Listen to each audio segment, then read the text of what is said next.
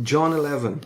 Now a certain man was sick, Lazarus of Bethany, the town of Mary and her sister Martha. It was that Mary who anointed the Lord with fragrant oil and wiped his feet with her hair, whose brother Lazarus was sick. Therefore the sisters sent to him, saying, Lord, behold, he whom you love is sick. When Jesus heard that, he said, This sickness is not unto death, but for the glory of God, that the Son of God may be glorified through it. Now Jesus loved Martha and her sister and Lazarus. So when he heard that he was sick, he stayed 2 more days in the place where he was. Then after this he said to the disciples, Let us go to Judea again. The disciples said to him, Rabbi, lately the Jews sought to stone you, and you are going there again? Jesus answered, Are there not 12 hours in the day? If anyone walks in the day, he does not stumble, because he sees the light of this world. But if one walks in the night, he stumbles, because the light is not in him.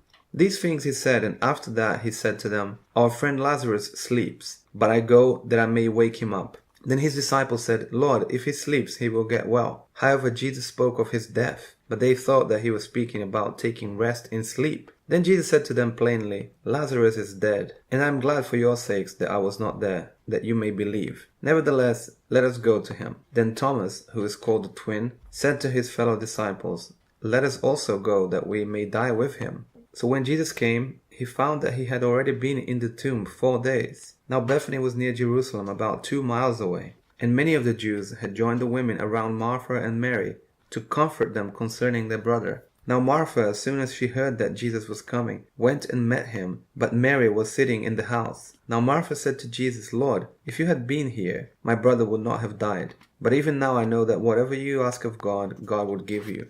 Jesus said to her, Your brother will rise again. Martha said to him, I know that he will rise again in the resurrection at the last day. Jesus said to her, I am the resurrection and the life. He who believes in me, though he may die, he shall live.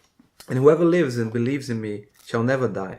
Do you believe this? She said to him, Yes, Lord, I believe that you are the Christ, the Son of God, who is to come into the world. And when she had said these things, she went her way and secretly called Mary her sister, saying, The teacher has come and is calling for you. And as soon as she heard that, she arose quickly and came to him. Now Jesus had not yet come into the town, but was in the place where Martha met him. Then the Jews who were with her in the house and comforting her, when they saw that Mary rose up quickly and went out, followed her, saying, She is going to the tomb to weep there.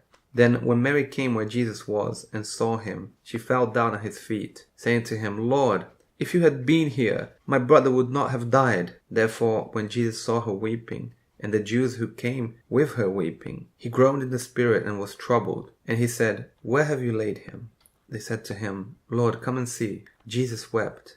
Then the Jews said, See how he loved him. And some of them said, Could not this man who opened the eyes of the blind also have kept this man from dying? Then Jesus, again groaning in himself, came to the tomb. It was a cave, and a stone lay against it. Jesus said, Take away the stone. Martha, the sister of him who was dead, said to him, Lord, by this time there is a stench, for he has been dead 4 days.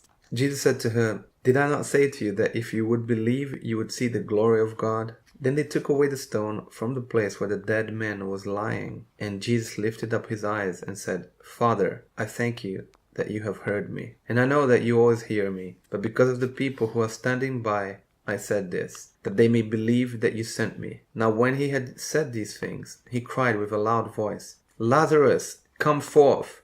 And he who had died came out, bound hand and foot with grave cloths, and his face was wrapped with a cloth. Jesus said to them, Loose him and let him go. Then many of the Jews who had come to Mary and had seen the things Jesus did believed in him. But some of them went away to the Pharisees and told them the things Jesus did. Then the chief priests and the Pharisees gathered a council and said, What shall we do? For this man works many signs. If we let him alone like this, everyone will believe in him, and the Romans will come and take away both our place and nation. One of them, Caiaphas, being high priest that year, said to them, You know nothing at all, nor do you consider that it is expedient for us that one man should die for the people, and not that the whole nation should perish. Now this he did not say on his own authority, but being high priest that year, he prophesied that Jesus would die for the nation. And not for that nation only, but also that he would gather together in one the children of God who were scattered abroad. Then, from that day on, they plotted to put him to death. Therefore Jesus no longer walked openly among the Jews, but went from there into the country near the wilderness to a city called Ephraim, and there remained with his disciples. And the Passover of the Jews was near, and many went from the country up to Jerusalem